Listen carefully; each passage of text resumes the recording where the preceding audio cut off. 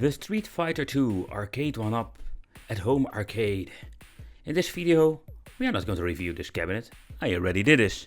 What we're going to do is a modification.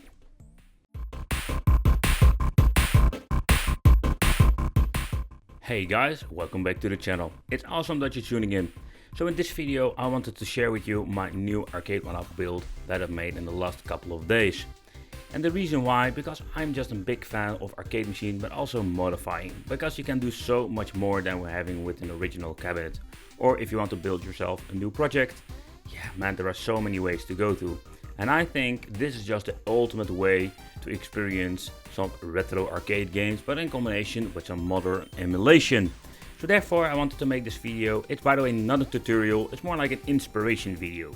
But I already have a Pandora box and also a Pi Arcade1up building video. So if you want to have some more information, you can always leave it in the comments or check those videos.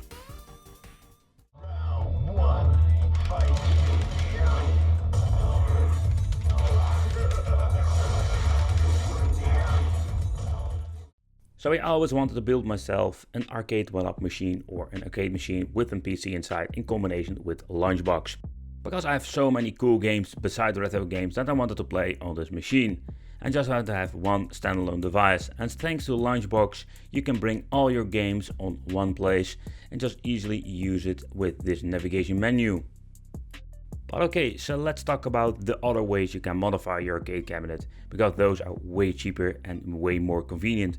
Because it was a big hassle getting this PC to work in my machine and also configure everything that it finally works, because I needed to tackle a lot of problems. But don't get me wrong, because the Pandora box is just a great and easy way if you want to upgrade your arcade machine in general. It's plug and play. Basically the only thing that you need is the cable 3 and of course a Pandora's box. There are some limitations, better said there are a lot of limitations to this machine in combination with the Pandora's box. Not only that we can play only retro games. If you're getting yourself a really old box, then you're only limited to Neo Geo MAME, and the later on version is going to get support for PlayStation 1 and even up to Sega Dreamcast. But the limitations are going to get really noticeable with these Pandora boxes here and there, because the emulation is pretty choppy, screen tearing, and the later boards have support for Dreamcast, but the emulation is pretty choppy. So if you want to do some modifications and don't have a lot of knowledge about these things and just want to have something that is super easy going, the Pandora box, it's still one of my favorite main boards to go to, and you can play a lot of great games and you can just easily install it in your arcade machine. An Arcade1up or an arcade machine, it's both possible.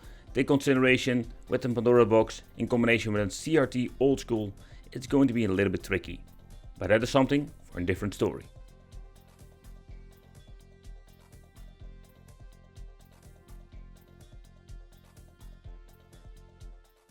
And if you're up for the challenge and you want to have a little bit more hassle, then a Raspberry Pi 4 is a great way to go to.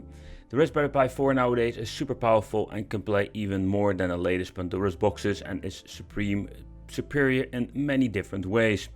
Not to forget, of course, you can always pick up an older Raspberry Pi for cheap, like a Raspberry Pi 3B or a 3B Plus. But again, you need to do some software modifications and you need to have some knowledge about the Raspberry Pi to setting it up. But in the end, you have so much more freedom when it comes to Raspberry Pi, modifying, and what I really need to point out, compared with the Pandora's box, you're going to need an encoder board for getting the controls to work with your arcade machine in this case. But again, I did see a lot of people were building arcade machines with a Raspberry Pi 4, and I completely understand of the options, and it is not, let's say, more expensive than a Pandora's box. So we're having all those different themes that you can use for your arcade machine. And not to forget, what I do like about this is that we're having so many old school systems that you don't see with a Pandora's box or Pandora Game 3D. And not to forget, the support of controllers like a trackball is possible with the Raspberry Pi. And with a Pandora box it's going to be a hassle and you're very limited what you can do with it. So therefore the Raspberry Pi has a lot of big advantages over the Pandora's box. But if you want to go all the way, let's talk about that.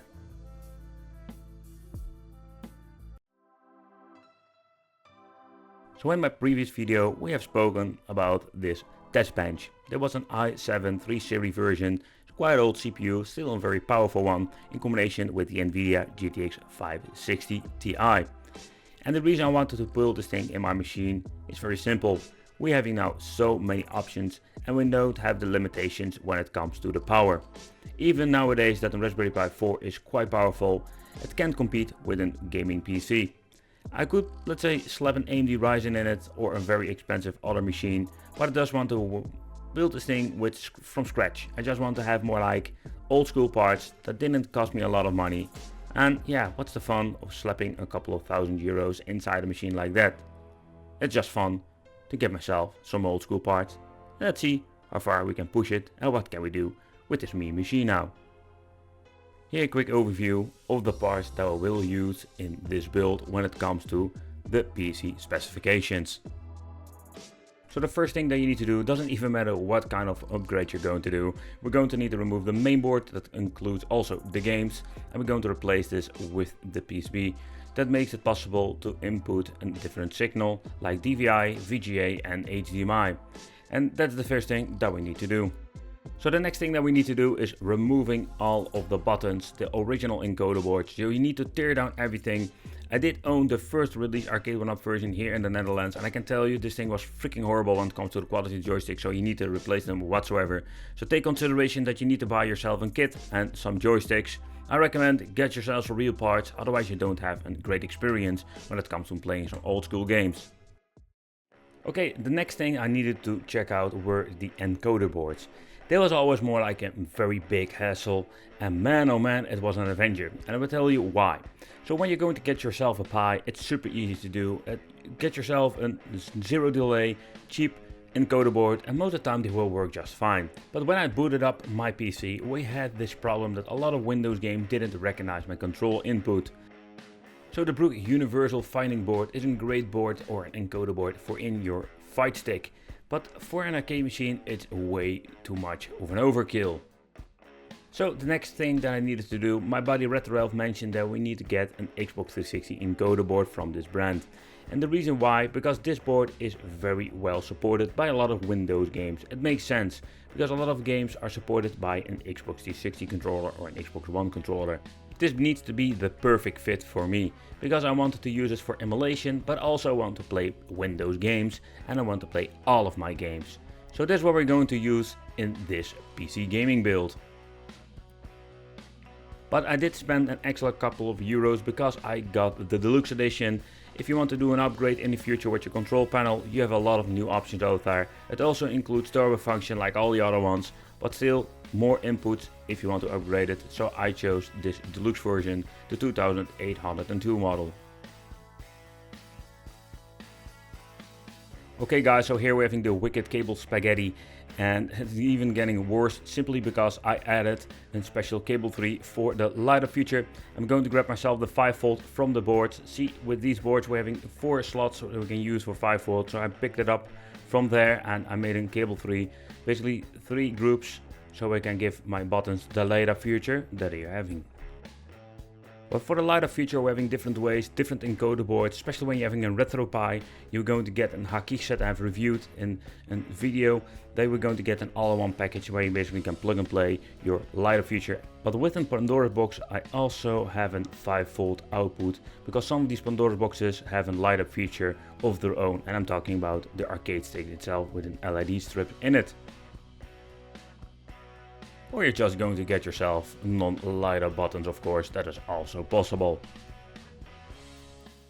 So with my Raspberry Pi build, I used a Chinese amplifier in combination with some GVC 300 watt speakers. But this is just a great option. I really like these Chinese amplifiers, they're freaking cheap. But I was thinking, hey, how can we do this differently? So with the first build, I did it like this. But I wanted to do something different, so I grabbed myself a Logitech subwoofer. Because it's just a super easy way to do. The Logitech subwoofers are just amazing. Enclosed subwoofer with amplifier, and we can just basically solder the 2 speakers, or the GVC in this case, on the amplifier of the Logitech. But I can tell you that when having a subwoofer of Logitech in your arcade machine, oh man, it's a completely different experience compared with a Chinese amplifier. Okay, so what I did, basically we have connected both the speakers to my amplifier from the Logitech, so we can navigate the volume over here and putting it on and off. I'm just going to leave it 90% and on all the time. We're having an extra volume control knob over here for the bass itself. I'm going to leave it on 10%, otherwise I will go crazy because this thing is very loud. So I added 2 of these GVC speakers. You can use all kinds of speakers you want. That's something you need to decide for yourself. But of course, take in consideration that we're using an amplifier of this Logitech kit. Normally we're having a couple of watts of speakers attached to it. So the 300 watts GVC is just already an overkill. So if you want to have more power, you need to have, let's say, a separate amplifier, or you need to get a better kit from Logitech or another brand. But I'm just going to leave it like this. Here, a quick side by side. The left one is the one with the subwoofer and the right one with a normal amplifier.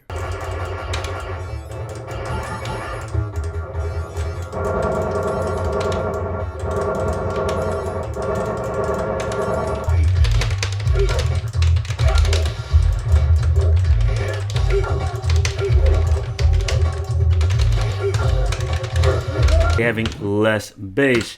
So this is more like something you need to consider for yourself. If you want to have mid and high and you want to just have, let's say, a better sound than the original speaker, the GVC with a little amplifier is a very nice option. But if you want to have the bass, maybe the little trick I did with the, let's say, plug and play Logitech speaker kit can be something very fun and very cheap to do.